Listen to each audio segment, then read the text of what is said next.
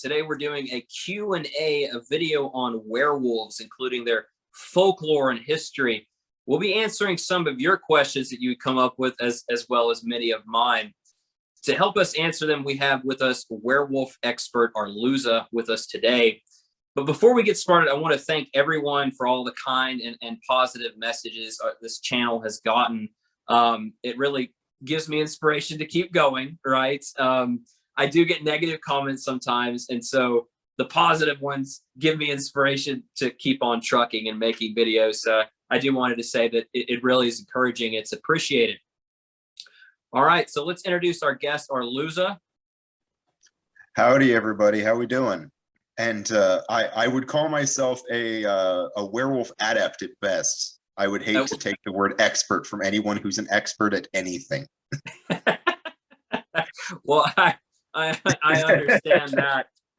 Yeah, hopefully this interview goes well today. I'm hoping to maybe segue this YouTube thing into me becoming the next Oprah or something.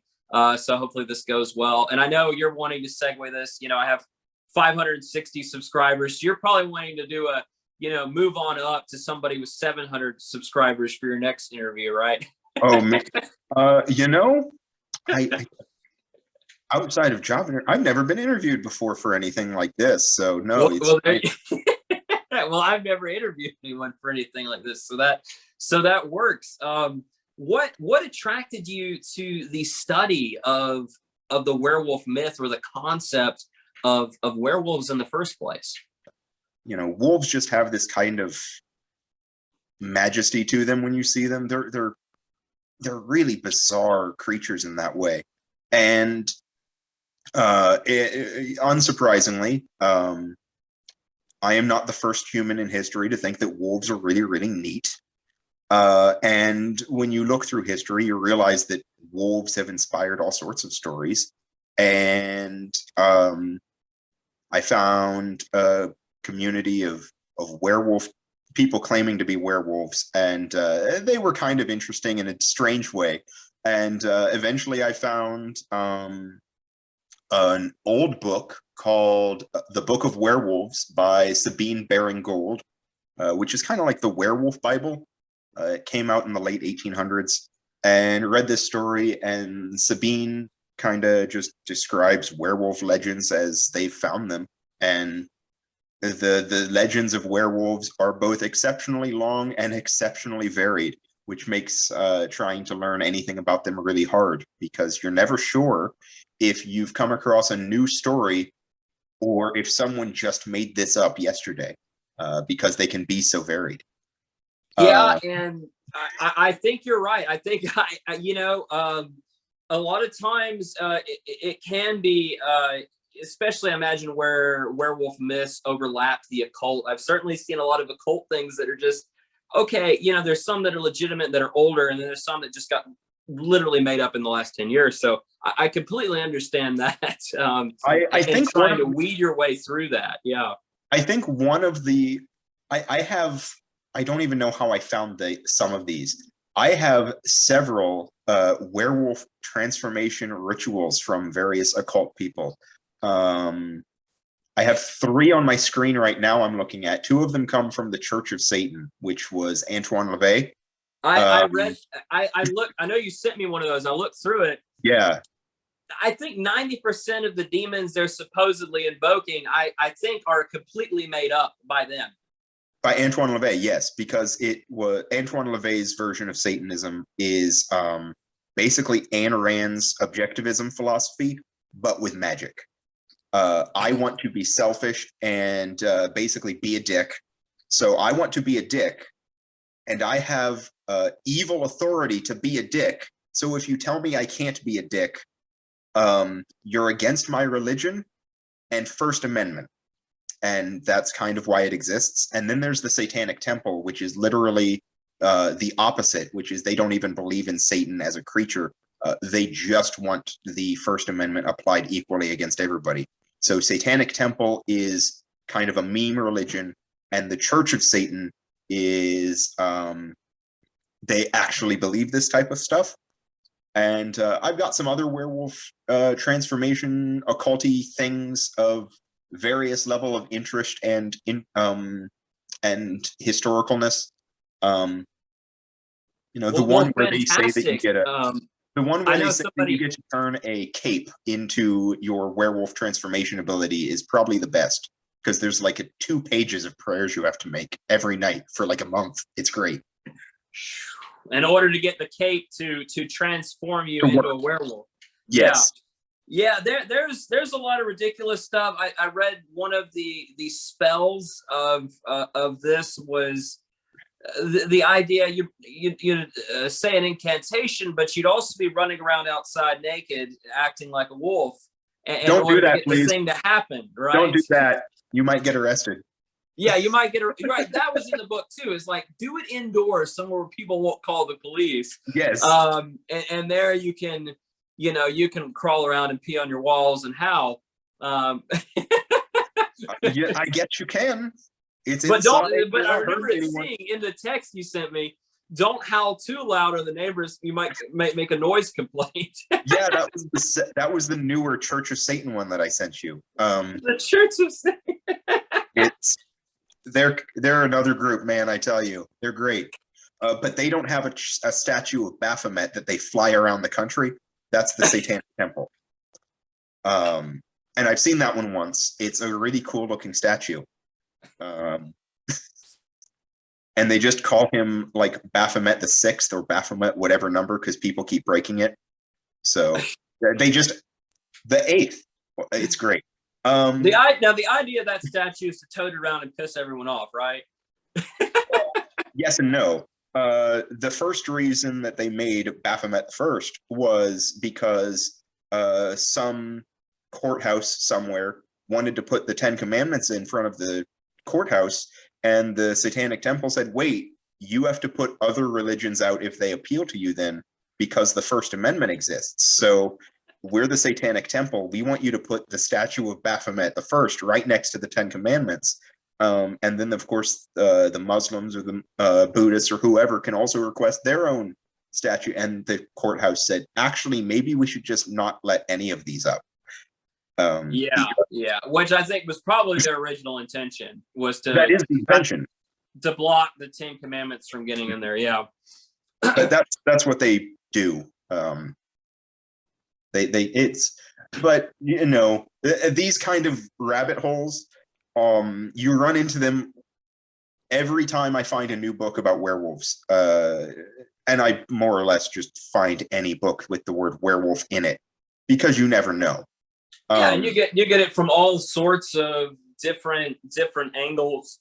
Yeah, you never know what you're going to find. Old pagan myths. You can have kind of new pagan reinterpretations. You can have occult. You can have demonic interpretations, and so it's all over the place. I'm sure. Sometimes you find a thesis paper about how werewolves are going to be used in the 21st century in novels and shows as an allegory for gay or transgender issues. Okay. That was out of I got that I from guess Ohio State University. The idea there was because the werewolf transforms, right? And so maybe because it was a like a master's thesis or something. Which I think they wrote this because they had this title. It was like the werewolf as the queer wolf or something with that title, something like that. And they were like, I have to write a paper with that now because I have a good title. And they just wrote, here's how we can use this movie monster legend thing and use it as a vector or an allegory for this issue. Because that makes sense. Literary types because about how to seen use a symbol. Medusa get kind of adopted as a symbol for certain feminist sects, so that makes sense. Yeah, so it was not what I was hoping for. I was hoping that the thesis was going to be, here's how it was used in the past, and that would have been cool. It didn't go there. That's all right. You never know. Yeah. Well, and, I got to Ohio State University for a minute, so that was cool. This is one of our questions from our viewers. How many cultures out there had werewolf stories, and which ones were they? Like, where across the world is this happening at? Well, how about I start with, let me tell you a story. Yeah. The answer's everywhere with wolves. Yeah. So I can answer that question in a long way. The oldest werewolf legend I know of comes from a Okay, people called perfect. the Proto-Europeans. The Proto-Europeans would be modern day, roughly Moscow, Western Russia. Okay. And we're talking one of the later great human exodus pieces. This group would fragment and move into Egypt. They would move into Europe, and then some part would move off through Siberia and eventually become the first people, the American Indians, the Native Alaskans, and all of the other native people of Central and South America. So we're talking 10-ish plus thousand years ago. These people are exceptionally important because the branch that moved towards Europe developed a genetic mutation, which would allow them to digest dairy as adults. Before this, we're talking hunter-gatherer tribes, where you have to hunt for your meat and you have to gather fruits and berries and nuts and such. But when you think about it, milk is one of the more calorie-dense per unit volume things that exists in nature. Being able to digest that as an adult means that you get a glass of milk from a cow or something, you're like 1/5 of the way to your survival needs for the day. And you're going to have a really drastic shift because now, yeah, we want to hunt and gather, so we have a balanced diet, but we can do livestock, and we can start the domestication process. And we're also in Europe, which is where all of the domesticated animals are, except for the llama. So all of the domestic animals that we think of today, horses, cows, chickens, all of these domestic animals are in Europe at the exact time that they have this genetic mutation that allows them to start using dairy, which allows them to slow down and start doing livestock. And this genetic mutation does not exist in Asia or the Americas or Africa. And it would change how civilizations rise, because when you can do livestock and drink dairy, you can have a very large population on a much smaller landmass because you're able to meet that caloric intake. And what we see in like cave paintings of this Proto-European people, they're I'm going to use the term shaman just because it kind of invokes the right mindset and picture in your mind. They start adorning themselves with wolf skin, with like wolf skulls. You see sometimes they like are crawling like wolves. We see this in the oral traditions out of Ireland, where to go wolfing is a phrase that is still sometimes used, and it means to go raiding. So to go and be a wolf is to go and be a raider. Well, let me interject you for a second, because I think that's really interesting, and that these people, as they begin to settle, right, and make settlements, and all of a sudden they're protecting the wolves, prey animals, right, and that's their livelihood. So they begin to witness the attack strategies of a wolf firsthand and try to defend against it. So they would pick up very quickly the hunting strategy of the wolf, because they had to defend against it and obviously know how effective it was, and think, hey, I should copy that. Mm-hmm. And that actually leads into when wolves start becoming a threat to people. People that work at wolf sanctuaries, they don't get attacked by wolves because wolves are cowardly. The wolf doesn't want to interact with you, really. And I think there's a very good reason for that, and why we see kind of the timidness in wolves today, as opposed to these past accounts of wolves being very dangerous.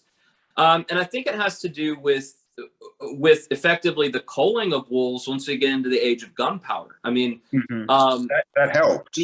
The aggressive wolves are going to be killed, right? They're going to be killed, and therefore the aggressive ones are no longer breeding, and only the most docile, timid ones are the ones surviving, right? And that carries on. I think that's part of it. But there's another thing too. In 10,000 up to about 500 years, even 500 years ago, we'll call it up to 100 years ago, if a farmer loses one cow to a wolf, that's a super crushing damage. Yes. Right. Nowadays, if a rancher loses one cow, he still lost like $25,000. But we have industrial scale farming and we have government aid programs. We didn't have those 100 years ago. 10,000 years ago, there wasn't a government to protect you from this. So wolves became dangerous because we became reliant on livestock. Absolutely, yes. So if a wolf pack kills one of your animals every 4 years even, they're the most dangerous thing in the planet. The short answer of where do we see werewolf stories? Everywhere where wolf and man had to interact. Yes, yes. We have a question from a viewer, which I think we both can answer this, but did people actually used to believe in werewolves, or were they just considered fun stories and legends? Yes and no.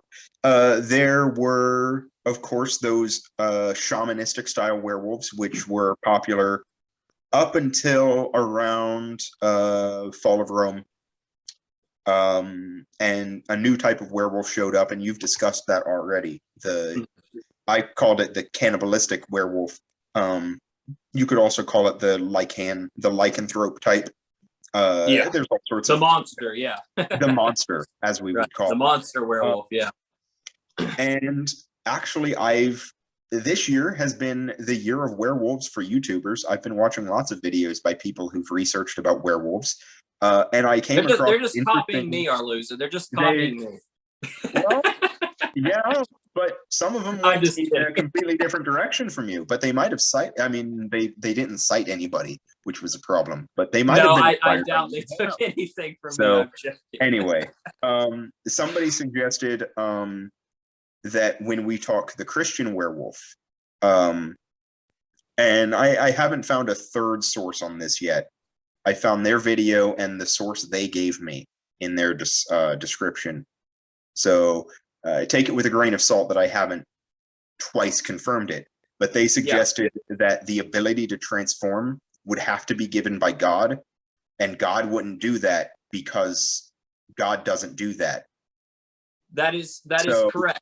That is correct. That was in a sense, the Christians of like the Dark Ages and the medieval period and the Renaissance period would say werewolves existed, but also never existed because God wouldn't let such a thing happen until Satan becomes a thing that people can attribute this to, and then they become real again, except Satan can't influence the real world, so they still don't exist, except when they do. So yes, people believe they existed. No, people never believed they existed, even though they told the stories. Right. With the Christians, it's kind of that thinking really changes when you get into the 1300s when the witch hunts began, right? And then they become part of that.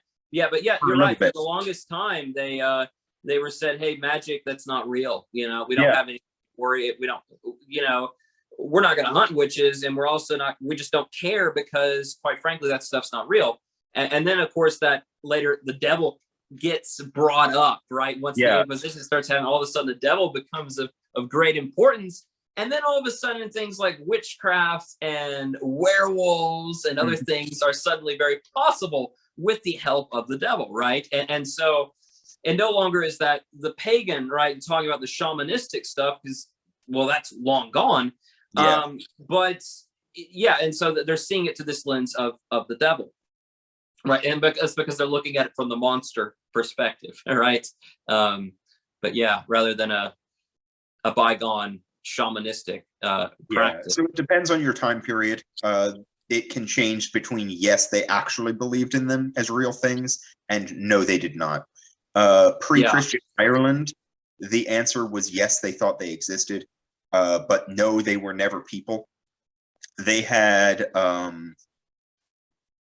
I have the word in Irish in front of me, which means that I can't pronounce it because they have so many silent letters. But they're really tiny wolf creatures. They're like, you know, an inch, and An they are inch? super. Yeah, they're You like a say an sprite. inch? Oh, I'm good. I'm not. They're like a them. sprite. I can take it. I can take a werewolf. It's only an inch tall. I'm good. Yeah, but they run really fast. They're like sprites or whatever. It's Irish stories are great, man. There's no single answer to that question. Yeah, and generally speaking, the peasants are going to be far more likely to believe it than the educated class or the nobles, right? The regular common person is going to be far more likely to believe in what we would think of as superstitious things like dragons or werewolves, etc., than a nobleman or noblewoman would. Well, the peasants are also going to interact with wolves more often because they're the That's ones true. who raise the livestock. Was there any beliefs? What was the primary way?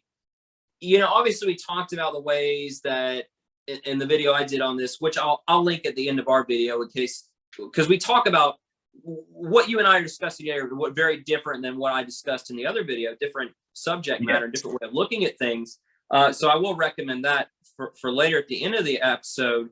But we talked about the way the Greeks did it and how they thought someone would turn into a wolf, right? But what are the other ways? What are the ways you're seeing that was the primary way of somebody turning into a werewolf? So, King Lycaon of Arcadia is the story that began the god or devil curse, where some supernatural being inflicts becoming a werewolf upon you. Right. The older stories are werewolf is something you become via education or enlightenment in some way, right? We say shaman. Well, shamans have apprentices, and they will teach what they know. So education or enlightenment, by that you mean magic? You know what? When we're talking high level spirituality like this, where we're like, oh yes, of course I interact with like the spirit world, which maybe that was some of these older traditions. That's something that we might see. These are mostly prehistory, so we don't know. We can only kind of interpret the paintings we get left.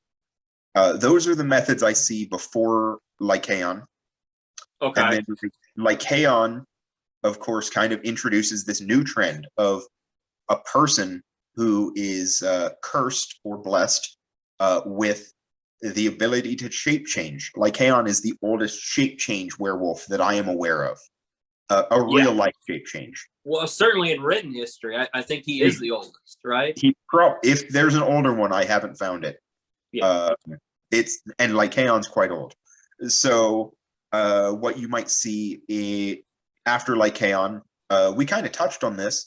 There's a style in Christian Europe where to be a werewolf, you would make a deal with the devil. And there are many variants, many of these, and I'll just touch on my personal favorite out of Germany and Belgium, the Backriders, who I have given the affectionate name of the piggyback werewolves. Piggyback werewolf. Yeah, we're gonna get there in a minute. So there's a shared trait in Europe where you would invoke a deal with the devil, and the devil would give you a boon. Women make deals with the devil and become witches typically, or get some other power. But you know, we're spreading equality in medieval and Dark Age Europe. Satan will make a deal with both sexes. You know, Satan's making deals with everybody, left, right, and center, quite literally. So men sometimes would make a deal, and Satan would impact a physical boon for the werewolves. Actually, I'll give a good werewolf story. I'll give two. There's a good werewolf who didn't make a deal with the devil, even though it's common for that to be the belief in the time. They were called Hell Riders. And there was a group of men in, I don't even know which country. It was in one of these books, one of the 500 pages or 600 pages that I read over the last month in one of the werewolf Bibles. And they basically said, hey, noble court, I'm a werewolf, but I'm doing it in God's service because Satan will come into the planet and make deals with people and steal their souls. And we are werewolves, and we, on God's command, will ride through the gates of hell to save those souls who made deals with the devil so they may find the Lord. And the court decided that these hell riders, whatever they're talking about, it sure sounds like they're like Christian, so we won't kill them.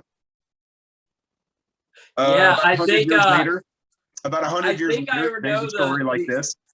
I think I know maybe the story you're referring to. There was I know one, it's a guy named Seiss. He was 80 and he was a hell rider. And he said, you know, I'm going, me and my friends who transform into werewolves, we go down to hell and fight demons. Yes. And, you know, they tried to get him to confess, are you doing this in service to the devil? And he wouldn't.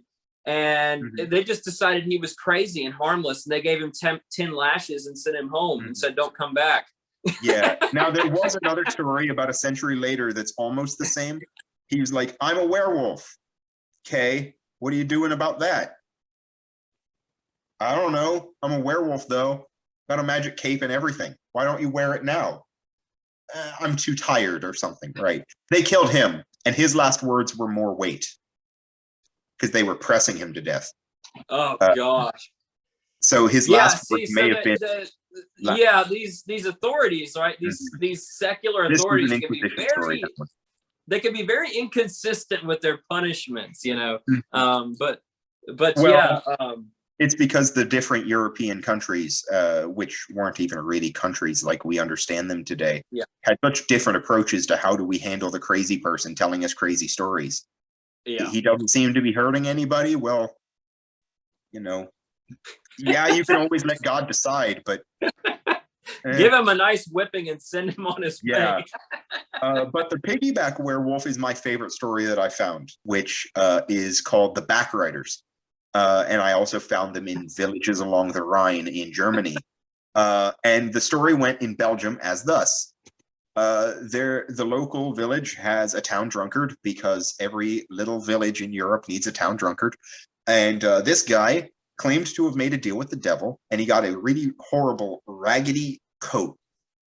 And he claimed that when he wore it, he would turn into a wolf. And this is pre-electricity days, right? These stories are being told by 80-year-old men who heard them from their grandpas in like 1870, right before industrialization or something. And so, you know, these stories are from the 1800s or so, pre-electricity. The only time that people would go out at night is under near full moons or full moons because it's dark, right? Now we have lights. We don't even think about it. But back then, if you want to do something in the nighttime, if it wasn't a full moon, you couldn't see in front of your face. And so this guy on full moons, this town drunkard with a creepy cape, or pelt sometimes, or belt occasionally was the story. You know, the common werewolf garb. Would jump on your back and demand that you carry him a few hundred meters. And then he would jump off into the woods and just leave you alone. And I like this version because it's so goofy. Because it is, yeah. Because I'm pretty sure at least one of my friends would have pulled this off in college one time. Right? You can imagine this guy from college, that one drunk friend at college who's like, give me a piggyback ride, I'm a werewolf, well, woo! Right? You see this. You can imagine, you have in your head that person. I can tell, because I have that thought in my head too. And so it's my favorite. It's the frat boy, the drunk frat boy werewolf is my favorite story. In Germany, I have to admit, this story is much darker, and not entirely because the German language sounds angry all the time. But the German story is that they would actually do harm to people. They would demand a piggyback ride, and even then, sometimes they would kill you, is the story. One version I found in one of my books was somebody saw the backrider was running out of the woods to chase him, and he ran to the church because the church was the place that the backrider wouldn't go because it had made a deal with the devil. The next question that I'll answer this one is if Native Americans, American Indians had concepts of werewolves, and this you showed me about these guys, the Adena culture, and it's absolutely fascinating. You know, you talked about these pre-Christian peoples who you were talking about in Europe wore headdresses. Well, the same thing's going on of a wolf. The same thing is going on in the Ohio River Valley in ancient times. In between, we think the Adena culture was between 1000 and 1000 BC to 280, sometime in that time range. And then the glacial Kame culture, sometime between 5000 and 1000 BC. But each of these peoples, these native peoples in the Ohio River Valley, had shamans who we believe thought that they themselves were shapeshifters, and they used body modification to achieve this human to wolf transformation. I'll bring up this, only the viewers are going to be able to see this, but these pictures here, you can see in this image that we have the headdress here, and the modification would be done on the skull of the wolf to allow it to be worn on the head. And in this next image here, we have the upper part of the wolf jaw would be inserted into the mouth and worn that way. And some of the shaman removed some of his own teeth to make that fit and lock in. But yeah, I found that this absolutely fascinating, because this has got to be the most extreme example of certain, maybe that you have run across as well, of someone of a particular culture committing themselves to the idea of the wolf or werewolves in this way. We're in the neighborhood of about 500 tribes still alive in the 48 lower U.S. states. Mm-hmm. And probably most of them, my guess, most of them would have some type of werewolf or shape changer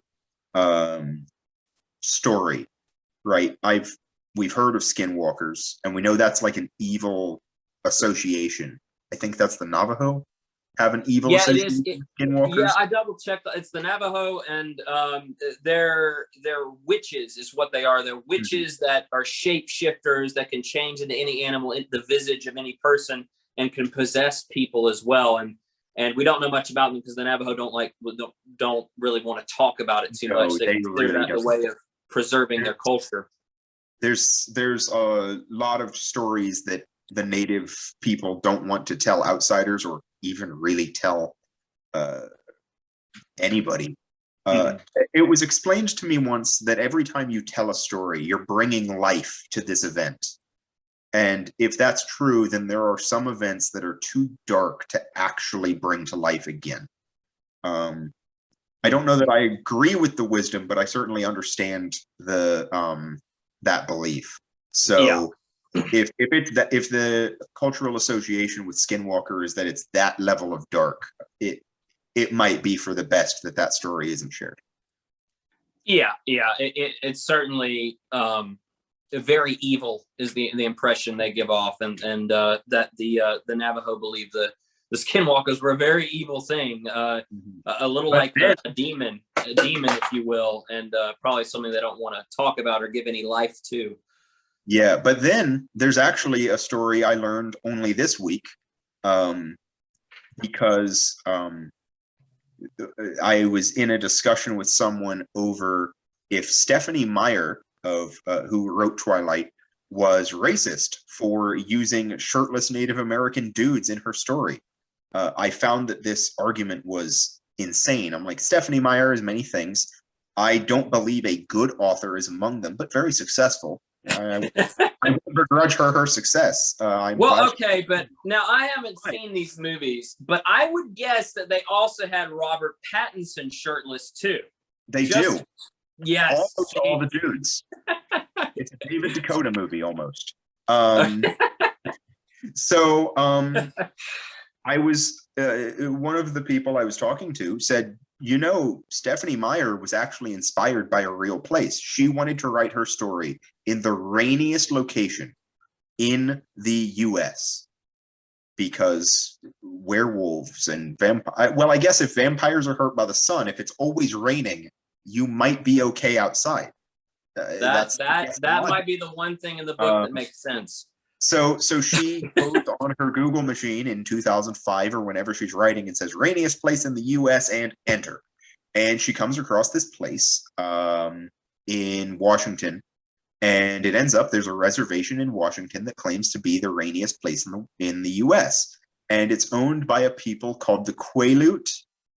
I've read it, and I read their guide on how to pronounce it, and I hope I pronounced it right. They're the Quaalude people. And they have an origin story that is the reverse of the standard werewolf story. Their origin story is kind of brilliant. It says that the Quaalude people do not come from the same place as other humans, other tribes that they were encountering.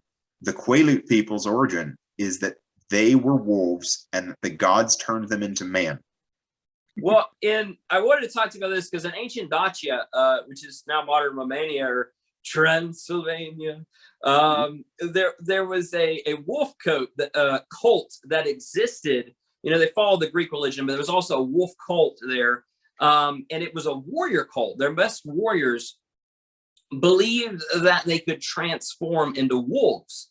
Have you ever seen anything like that? Associations with warriors when it comes to wolves or werewolves? I've got a couple. You got a couple? I mean, I guess, well in I Germany. One told twice. So your viewers may not know. Well, they probably know that Christopher Columbus was not the first person to find the continent of America. Okay, well, that's supposed to be a secret. Don't spoil it for everyone. So, as evidenced by the fact that Christopher Columbus ran into people on America, he was not the first. He was not even the first European to discover America. He was beaten by a group that we know of. You might know them as Vikings. The Vikings made it over into Canada, Newfoundland area, Canada. They didn't go particularly deep into Canada, but they landed on Canadian shores for a while. And if you know anything about Vikings, that they were brutal and exceptionally efficient warriors. But the Vikings had a problem in that their homeland was across an ocean. So they didn't stay for a particularly long time. It is believed perhaps some of the Vikings stayed behind and married into the tribes that they met, but most of them went home. And the stories they left from their warring on Canada's land was when we get transforming. I'm going to get. Was it Ufendar? Look, Viking words are hard, but they had the wolf warrior. It wasn't the berserker. It was the berserker, but they had a special name. I think it was. I know what you're talking about. Yeah, I have heard that. Yeah. Now, it is interesting to note that in Scandinavia, the legend goes that the Ulfendar were just as fierce as beasts. And the most crazy that you got is that they could, in death, send their spirit to a wild animal to come and fight. Sometimes they would invoke a wolf because wolves are, of course, great for a story. But sometimes they would pull in a bear, because that's an even scarier animal to fight. You know what? That makes a lot of sense, because when you see with the Nazis and there was a division in the German army that was named after werewolves, right? I found them this week too. And it makes sense with the Nazi administration, their obsession with Norse legends and myths, that they would adopt that. So that's very interesting. But we can see where that comes from now. The story changes if you're in Canada, where the Vikings touched those tribes. They left behind stories. They didn't kill everybody, right? But they fought in a way that the native Canadians, the First Nation peoples, had never seen, and so they inspired legends. And some of the legends are that the Ulfendar, these berserkers, would some of them would summon wolves and fight them, and some of them sometimes, and of course this is like a game of telephone played over several hundred years, right? So the legends are inconsistent within each other, but also understand that these legends are coming in from different times in this period of time. So sometimes they would be able to summon animals to fight for them. Sometimes their spirit would enter other animals and it would just keep jumping until you finally kill the spirit. Although they never explained in the versions I read how you did that. So that would be difficult. But sometimes they would just like tear off their human skin and out comes a bear. And that's there's your berserker. You know, they're bare chested because they're just going to rip their chest open and out runs a bear. These that would be Hollywood should listen to that, because that's quite the werewolf transformation. Just the rip it and pop out. You know what? There is a Russian superhero out of Soviet time who does this.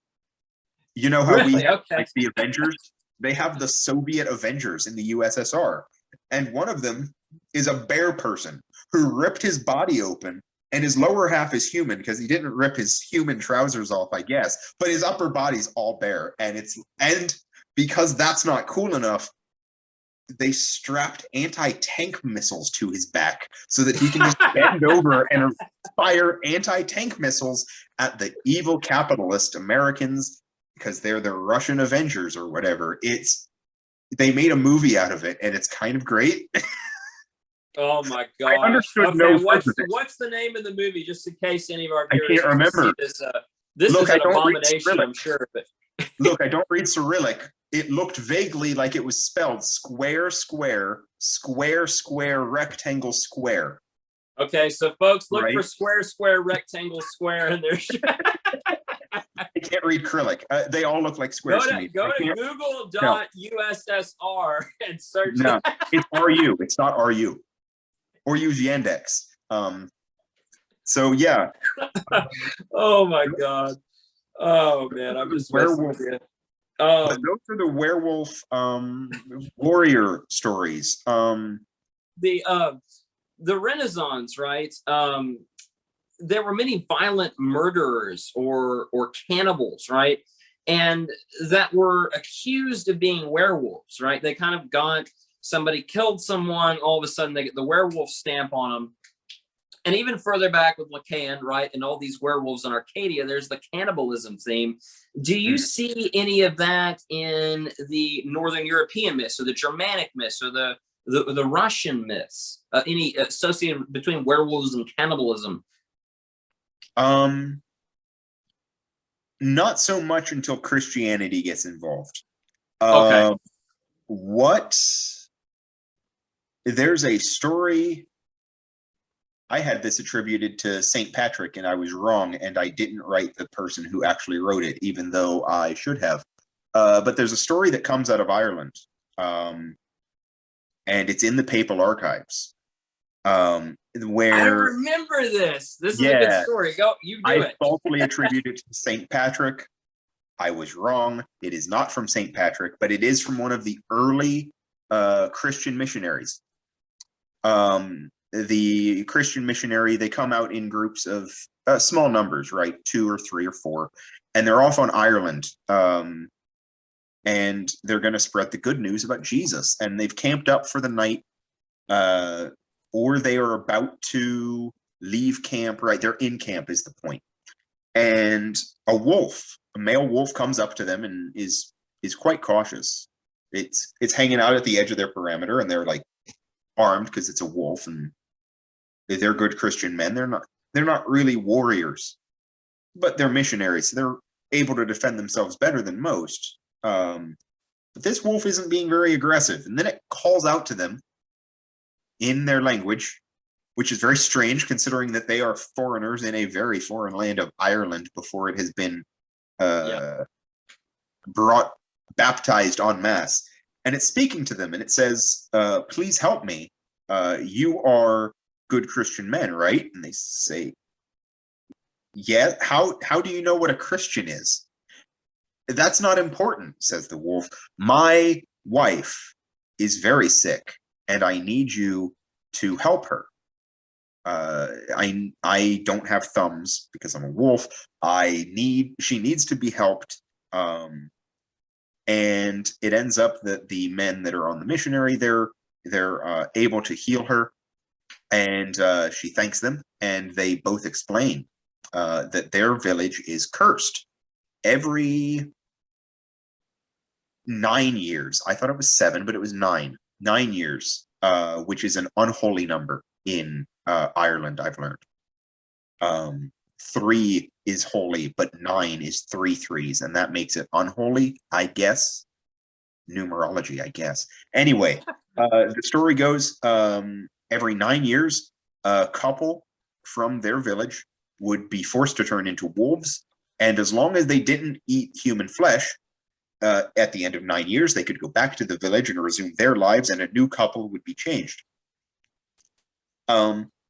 Which is fantastic, because if you remember in the werewolf video I did, that was exactly the exact length of time that in the ancient Greece in Arcadia, that was the exact number of years that an ancient Greek had to abstain from eating human flesh before they would be turned back into humans. So it's interesting that is there in remote Ireland. The thing that interests me more is in the Lycaon myths, they have like a hunger for human flesh. So 9 years without human flesh, you and I hear that and we're like, well, I've eaten exactly as much human flesh as I want to, which is 0. The werewolf in the Roman myth wants to eat human flesh, so that's actually a sacrifice for them. But the wolf in the Irish version apparently has no interest in eating human flesh because it asks for help. And then once the she-wolf is healed and the male wolf could hurt them if he wants to, he's gotten his end of the transaction. They still don't eat the missionaries who send this back to the Pope. So the missionaries somehow heal them or give them an exorcism, right? How does the story end? It's not an exorcism. No, the she-wolf was literally injured somehow. It's not described what the injury was, but they were able to heal the injury because they're holy men who are traveling on a just cause. They know how to do some, I'd call it first aid, right? They probably knew a bit more than that. They might have been maybe one of them was like an apothecary or knew something of that nature. How many individuals have you run across that? Because I know you study it, you're in the Discord with people who like werewolves, you talk to other people who like werewolves and werewolf myth. How many people have you run across who actually believe that they themselves are a werewolf? More than 0. There are. And what do you think causes that? You know, there's a couple things. I would break them down into 2 groups. The first I'll call Otherkin, because that's the name they've given themselves.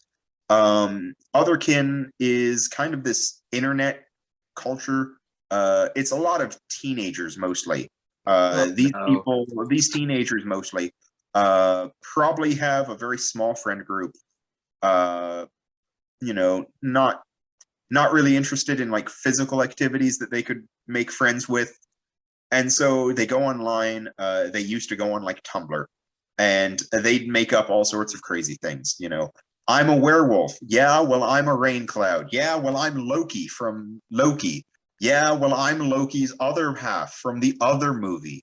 All so these they're things. They're just wanting attention. Is the short part. Okay. Right. They want attention. Wait, hold on. This is an important question. And when I say it's an important question, I mean, it's probably going to be stupid because I enjoy stupid things. But listen, now I asked you if you knew I'd ever met any humans that wanted to become wolves. Have you ever met any wolves that wanted to become human?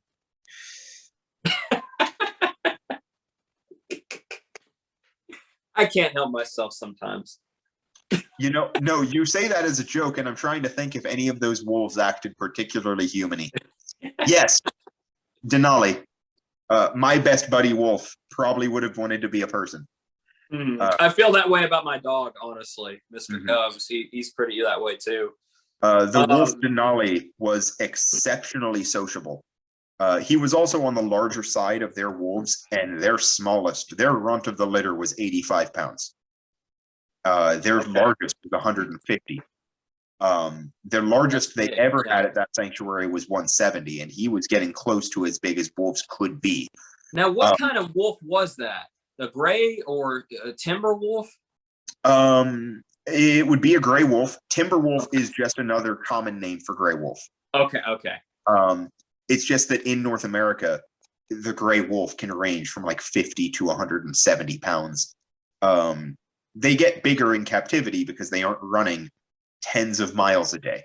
But Denali, the one that I first met when I got there, loved giving people hugs, but wolf arms can't really wrap around, but he would try. So if there was a wolf that wanted to be a people, I'm gonna say it was Denali.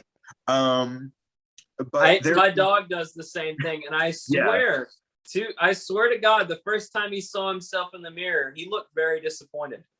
I think he thought he was a person. So we have the Otherkin, who are kind of these attention seekers. What is the other type of person you run across that thinks of themselves as a werewolf? There's an older group. They would have been around the time Werewolf the Apocalypse came out. They would have been in college, and it would have been an exceptionally popular game for them in a very influential time in their life. And you talk to most of this second group of people. They belong to what's called the Were community, WERE, right? Werewolf, so werewolf community. You talk to these type of people, and they kind of follow any number of type of spiritual practices. These type of independent spiritualists. And they're like, I like to be a werewolf if I could, because the wolf is like my spirit animal, and if I meditate, my spirit guide is a wolf. All these type of things that sound very new agey, pagan to me, and so it's all alien to me. But it sounds like they've come to it over 20 or 30 years. So they're much more interesting because they'll happily talk to me about their, to me, very strange spiritual practices, because I don't have any spiritual practices. So all spiritual practices are strange to me. Right. But they're fascinating, and they're like, some of them tell me about how like they can, I think they're actually, what's it called? Lucid dreaming, where you like can control yourself in your dream world. Oh, lucid dream. Yeah. So okay. I think that they do that. Well, now we'll talk about the other type that thankfully you and I have never run into personally, and that the viewer asked a question about like clinical lycanthropy, the individual who is actually seriously mentally disturbed and believes they are turning into a werewolf or some other kind of animal.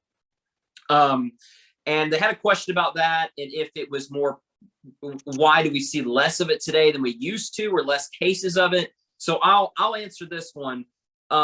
Lycanthropy itself is believed to be a mental illness, a type of identity disorder that is a rare evolution of schizophrenia or psychosis, right? Now, we think about why there are more cases in the pre-modern world than there are today. Well, the pre-modern world had no way to treat such mental illnesses, right? And it also didn't have hospitals for individuals or asylums, right? Or mental institutions. So you're talking about untreated serious mental illnesses that develop and progressively get worse. And you can have all sorts of violent behavior occur from that. And so because the underlying illness schizophrenia is now treatable, right, to a large degree, you're going to see less of these incidents, as well as less of people believing themselves to be an animal.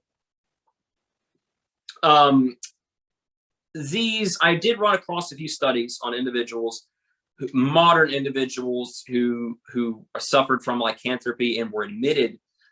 One man had sex with a buffalo, and this caused him. Yes, I know. He had sex with a buffalo, and this caused him to believe that he was turning into a buffalo. So he freaked out about it and washing himself incessantly, thought he was turning into a buffalo. He had to be admitted to a mental institution, but after about 6 months and a lot of medication, he came out fine, and he's back to his old self again. And the other individual, what? That man I know. Has stones. I've seen bison. Yeah, I was closer to bison than I would want to be to bison. Yeah, They are so big apparently he and raised them or fat. something. I'm sorry? But the He second raised them. individual, the second individual we're going to talk about now is pretty interesting because this is a thing we see further back. The other individual claimed to have seen the devil, right? And that the devil had turned him into a werewolf. And he went the full 9 yards or the full 10 yards, right? Running around on all fours, howling. But he never actually got violent, never got to that point. He was institutionalized, put on medication. He came out later, many months of treatment, just fine. But we talked about a common denominator between these individuals that was asked in the question, a common theme. There is a correlation to this idea of seeing a man in black, right? We talk about the devil, right? Of the devil. This happened to be because of the devil. Well, we just talked about an individual who thought he saw the devil, but the idea of seeing a man in black or speaking to a man in black, and then all of a sudden that's what causes them to become a werewolf or something along those lines. And that figure, the figure of black being attributed to the devil, we have to remember clinical lycanthropy typically develops from schizophrenia, which causes people to all see all kinds of things in figures and personages. So we know it's accompanied by hallucination. So that is a connection that I did notice and see in the research to answer that question, and I hope it helps. But long story short, if you feel you are turning into a werewolf, it's important to get psychological help, right? That's very important to do because it could get much worse, right? And then you could be in a future werewolf video of me doing the greatest hits of criminal serial killers, right? And you could be on that list that I thought they're werewolves, right? So get your help if you see yourself going down that way. Yeah, it is rare, but I think it is still in the DSM. Is it on 5 now? I think it's still in that, psychiatric book for diagnoses. So, and I think one of the conditions is like, not only do you think you're going to be a wolf, but also you think you might harm someone. That's definitely one of those. You should go to seek medical help immediately because it could get worse, but also because if you're right, they can right. If you're right and you're a werewolf who will hurt people, they can put you in a situation where you cannot possibly hurt people. Mm-hmm. Yeah. And if your brain is injured, right, you want to go and get the doctors to fix your brain. So really, there's no reason not to. Yeah, absolutely. You're either correct and they're going to keep you from hurting anyone, or you need some help and they're going to get you help. So you'll be fine. So I would say go get your help. Yeah, yeah. If your arm was broken, you would want to cast on your arm. So yeah, we kind of don't, because you can't see the mental disorder because we can't see our brains, and even if we could, it wouldn't look obviously broken. And mental illness is one of those things where if you don't seek help via therapy or medicate, it typically does get worse, right? Yeah, it probably progresses. will. Yeah, and it might hurt you even more than the person you think you're going to hurt. So yeah. In closing, I have some fun questions. We're going to do a 180 from that. Oh, I've been having fun this whole time. What is your favorite werewolf movie? Yeah. So for me, it's Dog Soldiers, just so everybody knows. I think if I'm thinking of the Western movies, Dog Soldiers might be up there. I mean, the meme answer is Howling 2. Because Howling 2 has Christopher Lee and Reb Brown. But actually, you sent me this a while ago, and I had to think. Because I had to stick to a movie. I couldn't give you Hemlock Grove or Bitten, because those are TV shows, and those don't count as movies. So I'm going to go and throw you a curveball, and I'm going to suggest Wolf Children. Okay, never heard of this one. Interesting. It's out of Japan, and it's kind of playing with the spiritual duality that I really love. A werewolf meets a wonderful human lady, and they have twins, and the werewolf dies really early on. Sorry, spoiler. But the kids are both werewolves. and one of them wants to explore being a wolf, and one of them wants to explore being a man, and the poor mom is caught in the middle. It's beautiful. I would highly recommend it. That does sound interesting.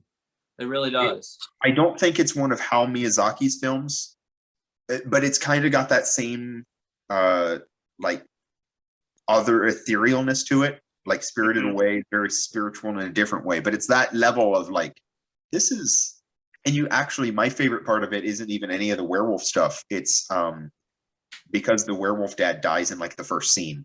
They show how in Japan, a traditional way to honor the dead, the mom has his driver's license, and she puts it on a little bookshelf on the top, you know, one of these 2-shelf bookshelves, and she puts it on the top with a picture of him, and she like says a prayer to him every day, or says thank you or something. I don't remember what she says, but every time she walks out the door, she says something to the little shrine she's put up. I'm like, I asked if that's a traditional Japanese thing, and somebody said, yes, that's not abnormal. That's very common. And I'm like, I just got to see a little piece of Japanese life in my silly little werewolf film. Yeah. So, yeah. So that's my favorite. The Romans did something similar as well, even though they're completely other side of the world. It didn't communicate. So that's interesting. What is your favorite design of werewolf? You know, you think of like, what is your favorite looking werewolf look like? Is it the guy from the Wolfman? Is it the kind of underworld creature? Is it an actual just normal wolf, right? So in Werewolf the Apocalypse, there's 5 forms. You've got the human form, they call it Hamid. The Wolfman would be called Glabro. I don't know where they get these names, by the way. The 8-foot furry, hulking, 800-pound muscle tank is called the Krynos. The dire wolf, you know, 7 foot at the shoulder, spooky, snarly, angry, is the Hispo, and then the wolf is Lupus. My favorite form of werewolf is the one that goes Lupus, looks like a person. My favorite version of that would probably be out of Bitten, although Hemlock Grove is going to be. I'll try to find a picture and put it up for the audience. All right. Yeah. You know, they turn into a wolf instead of the 8-foot muscle. Just a normal, regular wolf, right? Okay. Yeah. I think So mine is the that's big monster underworld type thing going around. I always thought those were cool. But I think that if we were going in the, you know, 8 to 12 foot hulking muscle tanks, Van Helsing probably has my favorite. So. Okay. So 2 answers for 1 for you. Awesome. Well, finally, this has to be asked. We've done a whole interview talking about werewolves and werewolf history. I'm not with the Inquisition, but with your immense knowledge, this is suspicious. Are you, sir, a werewolf?